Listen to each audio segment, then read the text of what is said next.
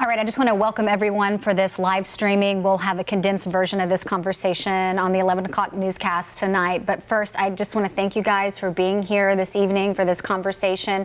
Derwin, we'll start with you, and I'll just have you guys go around, introduce yourself for people watching online, and give us your title. Yeah, my name is Derwin Gray. I'm the founding and lead pastor of Transformation Church, and a lifetime ago, I used to play defensive back for the Carolina Panthers. Tracey? Tracey, Russ, and I serve as the Chief Communications Officer for Charlotte-Mecklenburg Schools. Right, great. Karen? I'm Karen Fisher, and I own Carolina Self-Protection and Rad Kids Lake Norman. And I'm Claudia Sandoval. I am a mom of 3 and volunteer with the Moms Demand Action for Gun Sense in America. And I think it's also important to point out that 2 of your children survived the Sandy Hook school shooting. Yes, they did. So first, and I'll have each of you answer, in light of everything that has happened, we've just heard from so many people, everyone's living in fear.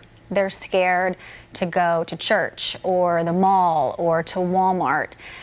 What do you say in light of everything that you have seen recently on the news? What are your thoughts, concerns? Well, you know, I think the first thing is there seems to be justification for fear. In light of the fact that America is 5% of the world's population and we own 46% of the world's guns. And it is hard for me to fathom my grandchildren one day growing up in a country where mass shootings are normative. But then you put the mass shootings to the side, whether if they're motivated by hate or whatever it may be, but then you just have regular gun violence. You know, just as we're talking here now, I think Charlotte has already set a record for murders, and the year isn't even halfway done. And so there is this sense of fear, but the antidote to fear is love. Is how do we go about in a way to say, yeah, this world is dangerous, but then how can I become a part of the solution versus living in fear and retreating? This isn't the time to retreat. This is the time to say, what does love look like? What are warning signs of potential people who have issues, who want to take out hate, or whether if it's whatever it may be. We have a severe problem, and we need to acknowledge that and to do an ancient Jewish word called lament. Lament means to grieve deeply and say, why as a nation are we so violent? Like this isn't happening in France. This doesn't happen in England. For goodness sakes, my family and I were in Oslo, Norway, and the policemen don't even carry guns. Like, I was shocked. I was looking at policemen on horses, and I asked myself, like, where's your guns? They were like, we don't carry guns. And I was just stunned. So Claudia, what about you? I mean, this happened to your children, and here it keeps happening again and again. Yeah, and I was also pregnant with my son when it happened as well, and now he's 6.5 years old, the age of some of the children who died from that horrific shooting. For me, like Pastor Derwin said, I find hope in the action that people are taking, in people who are educating themselves about gun violence, talking to their legislators about closing background check loopholes, and also instituting red flag laws. And throughout these years with Moms Demand Action, we've seen changes throughout the states, and it's time for federally those to happen as well. Having said that, there are different aspects to gun violence, as the pastor was describing. So where it's suicide that composes 2/3 of gun violence, then there's homicides that compose 35%, and then there's the mass shootings that take a lot of lives, and unintentional shootings and school shootings. And there's not going to be one answer, but to do nothing is not okay. It's irresponsible at this point. Karen, talk about the actions that you take. You're a firearms instructor for women. I know you train young children as well. Okay. What are your main concerns here? In my perspective, education is the beginning of it all. We need to teach responsibility. We need to teach supervision. And I'm a mom also, so I have 2 young children that I worry about also, and I share his thoughts about what are my children going to go through when they're older. Especially over the last couple of weeks, I've had to worry about that. I also think there's a responsibility within the media and how we are going to bring a change forward. I think that there is contagion with regards to media. I think that you mentioned suicide, right? So I know some statistics that were brought up when Robin Williams committed suicide. Based on the media attention that received, suicides went up 10% because of that. I think that there's a role that the media has to play with that, and we need to be a little bit more responsible with how are we providing that information to our community. What information do we need? What is proper information for us to take aside from that, where we can teach our children but also protect them and our communities? It's really interesting because we don't normally cover suicides. Right. It's a thing the news doesn't usually do. But then how do you not cover a mass shooting? But then we're seeing them. I mean, I think I tweeted there were 255 so far this year, like one a day, if not more. Tracey, kids are getting ready to go back to school. They're scared. Their parents are scared. Talk about some of these new things that CMS is implementing in schools and how you can reassure parents that their kids are going to be okay. We're mindful that anytime someone sends their child to school, that they're there with the expectation of teaching and learning happening every day, opening futures for students, and the last thing that anyone should have to worry about is their safety, their security, their well-being. So we've instituted a series of measures for the protection of safety and security that we call the Circle of Safety. It involves surveillance technologies, lockdown drills to prepare, involves conducting safety screenings for firearms in schools, but it also involves significant social and mental supports. So we've added school psychologists and counselors and social workers across campuses in the district because we know that good mental health programs are a primary recommendation of many of the groups that have said we've got to find a way to reduce violence in our schools and in our communities. So we're very focused on that. And we're also very focused on asking for the help of community partners, of everyone in communities, both if you see something, to say something, if you feel that something might be of danger, to say something to an adult, but also to reach out to support each other, to support families, to support students whom we know are in under a great deal of pressure these days and in ways that they have not yet been before. And these pressures come out. The other thing that we stress with community partners is to provide students and even staff with ways to work through conflict in ways that don't resort to violence as the first step. We know that relationships matter and that conflicts can be resolved in other ways when there are strong relationships in place. I want to talk a little bit about what you guys think about tackling mental health as a solution to this and making it not a stigma. Derwin, I know your church has a mental health awareness weekend, and I think sometimes that's something people don't want to talk about, or there's a stigma around talking about mental health. Yeah, I would just add that most people with mental illness are actually on the abused end of violence. And so white supremacy is not a mental illness. And so we keep hearing that being thrown around. Dylan Roof, that is white supremacy, to walk into a church and want to start a race war. So I think it's really important that we don't punt evil to mental illness, because there's a lot of mentally ill people who are the ones actually being abused. So yes, mental health screening is so important, but we have to ask, why do we have so much access to these types of weapons? So my wife is from Montana. They hunt. I don't hunt. That's not my thing. Her family hunts.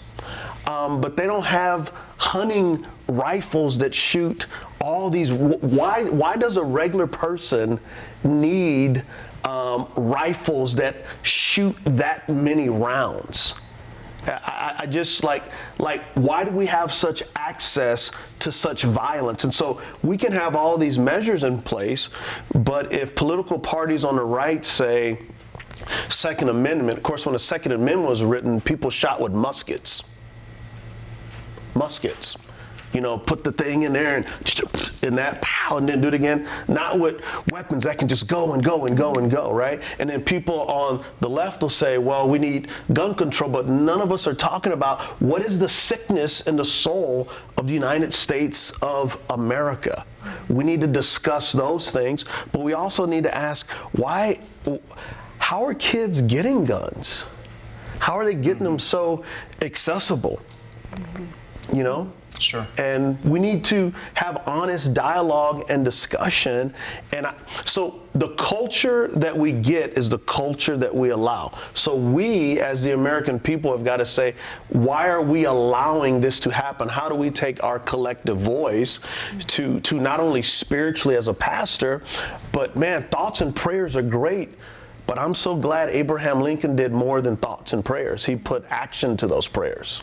I would love to know what Claudia, Karen, what do you guys think about gun reform going off of what Derwin was saying? Because Claudia, you're really nodding your head back there. Yeah, so I think of this as a public health crisis, and that to find real solutions, you use research and an approach. And as we've heard numerous times that there have been amendments passed in Congress that don't allow the CDC to do research, and obviously more research needs to go into this. But from the research that has been done, the 21 states that have closed background check loopholes have actually reduced the amount of guns that get into the hands of those who hurt themselves or hurt others. And it's actually in a 2019 study that it reduces 10% of gun homicides. So access is definitely an issue that I think can be tackled. And it seems like from what the president has said, what Lindsey Graham has said, what Senator Tillis has said, that background checks, closing those loopholes, and red flag laws, or these extreme risk protection orders, can really make a difference and are really starting to gain support. But I do have to agree with the pastor. I was just talking to my local county school board a couple days ago and discussing the aspect of social emotional learning and how we talk to each other. So again, there is no one fix to this, but we could, to the pastor's point, have all these things in place, but the access being there and making it so easy is definitely a problem. Yeah, I probably agree with that. With the conversations that I've been having over the last several days with people who are pro-gun, they say to me that, we have the right to do this. We have the Second Amendment right? And I know that you mentioned they were shooting muskets, but when we go through, Washington, D.C. versus Heller in 2008, it was decided by the Supreme Court that that's not necessarily where we are at this point. They have agreed that we do have the right to own firearms, and it does not date back to musket times, and it does not relate to being part of a militia. However, it also states that there will continue to be regulations put on firearms. And based on my conversations with law-abiding, responsible gun owners, there's not a problem with trying to close a loophole. I don't have any issues with a gun show loophole being closed. I think it's kind of scary to have someone come up to a table in a gun show and buy a rifle and walk out the door with no permit, no background check. I don't have a problem with that. And I think that a lot of people in my position worry about that because we are on the other side. And when things like that go down, we're blamed for it. So responsibility is a huge part in education. So when you're talking about access, we need to start educating parents, and we need to start educating children about how do we keep these guns locked up. When you take your child to the pediatrician, the question they're going to ask you is, are there guns in your house? Right? And a lot of people are very worried about that question because they feel like their guns are going to be taken away if they say yes, right? We don't need to be asking that question. What we need to be doing is, do you know about gun safety, and do you know how to keep your guns locked up so your children do not have access to them, and do you understand how to teach them about responsibilities with this? The guns aren't going away. Right. They're not going away. Well, and I actually own a gun, and it's locked up in a safe. Yeah. And so I totally get, like, as an American, you can own a gun. Yeah. but closing the back holes, Yeah. the loopholes are Agree. important. Agree. And there are more guns in America than people. Yeah. I read that. So Shocking. once again, let's ask ourselves, why? I mean, I'm all for hunting, right? I mean, I'm not gonna hunt, but that's a good thing. I'm all for protection, but we have to ask ourselves, why do we have more guns? And then how are gun manufacturers benefiting, and who are they funding politically? I think those are other questions that we have to ask. And it's so important, a point that Claudia made, I believe, about none of these solutions being the magic solution. Right. It takes partnerships, it takes community involvement. When we have an incident of violence, any school district, any community, inevitably we get questions at the district. What are schools doing to keep students safe? That is a legitimate question, and that's why we have measures in place. It's But the real layers, question should be to the entire community. What are we doing to reduce access? What are we doing to provide our kids, our children, our students with better ways to resolve conflicts? Are we intentional about doing that? Are we resourcing the kinds of mental health and social supports that we know work over the long term? That's not sometimes where people's heads go. They think locks and cops and metal detectors and other technologies, which certainly are a part of the solution. But the point is to be comprehensive about it. None of these solutions, none of these one solutions are going to be the one solution. They will require constant attention and vigilance on everyone's part. Yeah, I don't think that there really truly is a solution, unfortunately. I mean, I wish I could say differently. But when we're putting mental health aside and we're putting education aside, what's left? The bad guys. All the laws you want to make are not going to prevent a criminal from doing whatever he wants to whomever he wants. And having that mindset, how are you going to stop that? So question, America does not have more mentally ill people than, say, other countries in Europe. Why aren't they having these problems?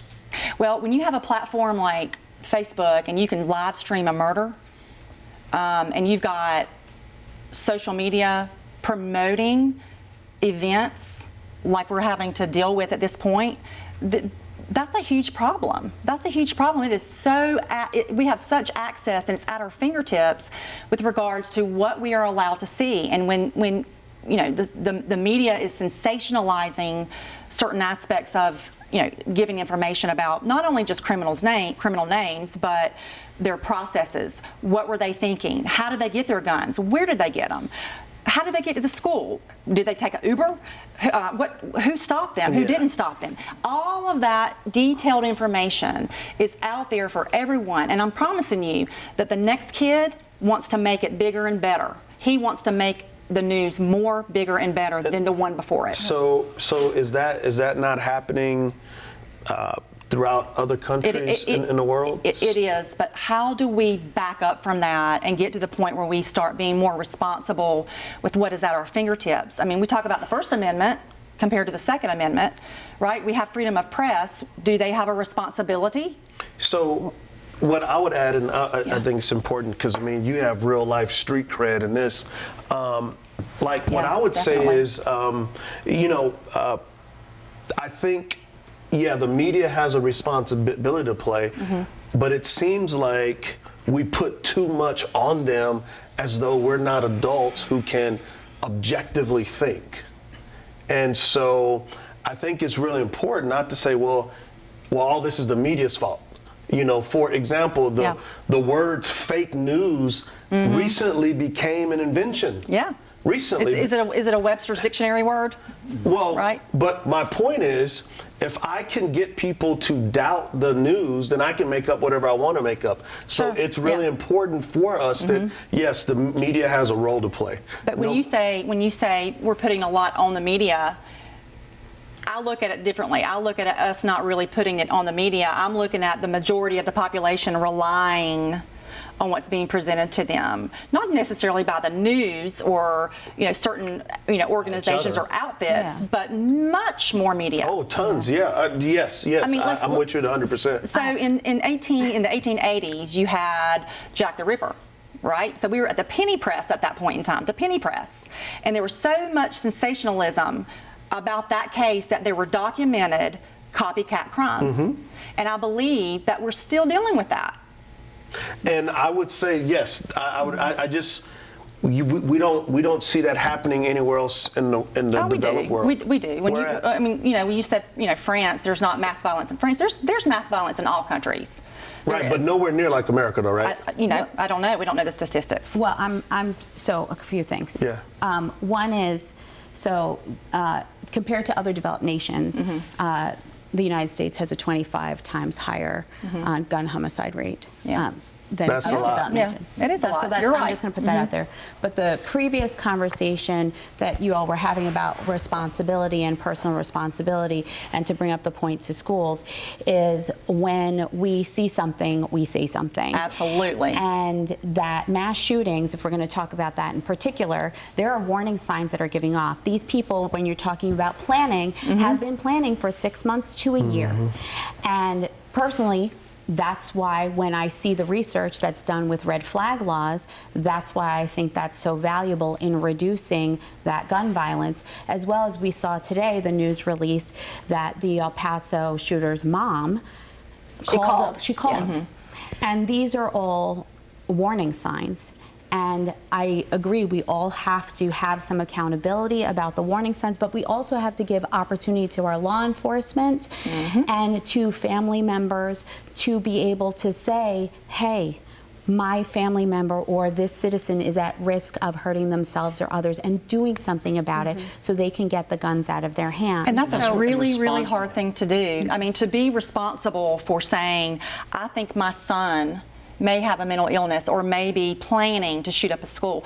As a parent, that has got to be excruciating, but being able to support that and give those warning signs, I think is very important also. And this is why providing mental health supports, and psychologists and social workers in schools is so important, because it's a question of access. If someone notices that a child, a friend even, is having some issues, having some problems, and wants to make sure that that child gets help that they might need, or an adult gets help that they might need, there needs to be the other side of the equation. You've got to have access quickly to resources, to counselors, et cetera, in the community, so that when someone says something, something can be done about it. Because it can't just end at the see something. When you say something, something's got to happen. Right. So Claudia, you've been dealing with this since Sandy Hook personally, and trying to make change. How do we make change? How do we come together as a community? Because this topic, I mean, it always becomes so polarized and political. But how do we come together as a community, as a nation, to say enough is enough and we need to make change? Like, what is the compromise, and how do you do that for people watching that want to do something but don't know what to do? Well, I'm going to say join Moms Demand Action, but for me personally, what I found is having conversations with different people, forming partnerships. Having a conversation with people who are in your camp is not going to get you anywhere. You have to include gun owners, and that's what Moms Demand Action does. Veterans, gun owners, people of color, when because they're disproportionately affected by especially homicides. So the conversation in addressing the overall problem that I think we all agree is going to take multiple changes within our culture perhaps, but also within our laws. Those conversations have to happen together. And I really wish, we were kind of discussing this beforehand, that our elected officials would take this opportunity to see the fact that it doesn't matter where you stand politically. This is not a political issue. This is about safety. This is about our children. And we want this conversation to be had. And compromise is what's needed. And so that's what I'm inspired to continue doing, and I hope others are inspired to hold their elected leaders accountable for having the conversation even. So what do you think needs to happen next? like right now? So right you could now, choose. Moms Demand Action is asking everybody to call their senators to ask them to close background check loopholes for unlicensed gun sales, as well as to pass red flag bill legislation. And they can text checks to 64433 and right now get connected with their senator. And I'll segue from that to say that one thing that parents can do at home is to have a conversation with their students before school starts and throughout the year. Again, if they see something that they feel may threaten their safety, to say something to any adult in the school building, on the bus, anyone nearby, so that we can respond and do something about that. But also to let them know that school, majoritively in every district across the U.S., that schools are safe places. These are certainly terrible tragedies, and we don't want to diminish them in any way, but millions of children go to school every day. Teaching and learning happens, and we need to reassure them that school is a safe place for them, so that they can focus on what they're there to do, and that is to be the best student that they can be and achieve their potentials. Pastor Derwin, I know you have one of the leading churches when it comes to diversity, and a lot of people ask you, how is that even possible in a nation that is so divided right now? What would you say to people that are wondering, how do we all come together from different backgrounds? Yeah, well, so, you know, as a pastor with churches with Republicans and Democrats, I'm an equal opportunity offender. And so as I offend both parties, I bring people together. And so I often say that, you know, I'm not the party of the elephant. I'm not the party of the donkey. Jesus is a lamb, so his politics is what guides me. Thus, I can be prophetic towards both. But I think at the end of the day, it's people are really longing for love. And love isn't sentimental. Love is not a feeling. Love is an action.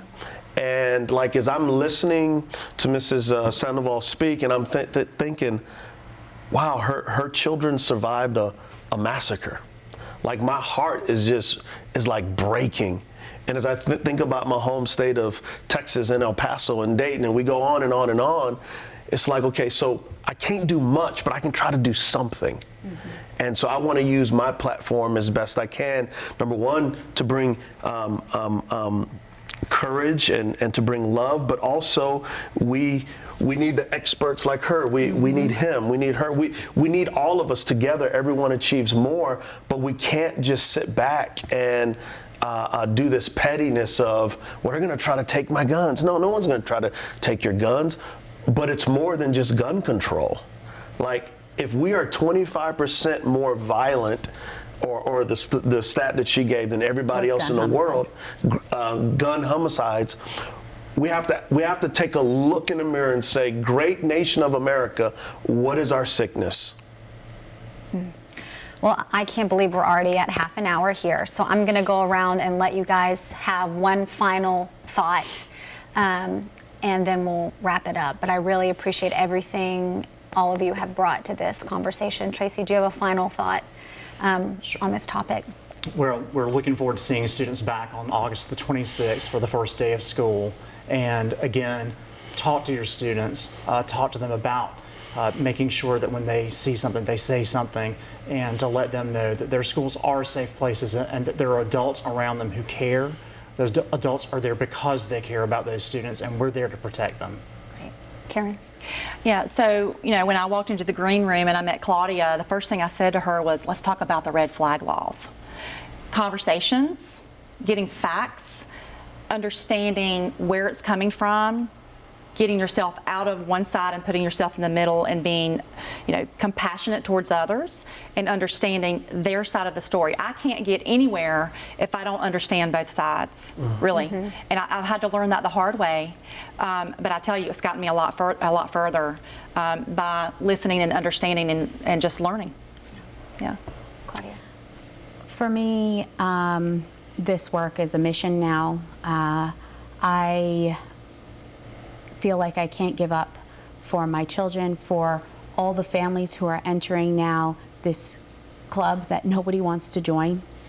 And it's because of that I feel, I agree with you, Karen, we need to have these conversations. We need to have evidence-based approaches to this. And if we continue that, as we've seen, this whole weekend and the beginning of this week, the appetite for change is coming. And it takes everybody getting off the sidelines and also having those tough conversations and advocating for change within our government. Yeah. Pastor Derwin? Yeah, I would just echo everybody's words and say that when it is darkest, light shines most brightly.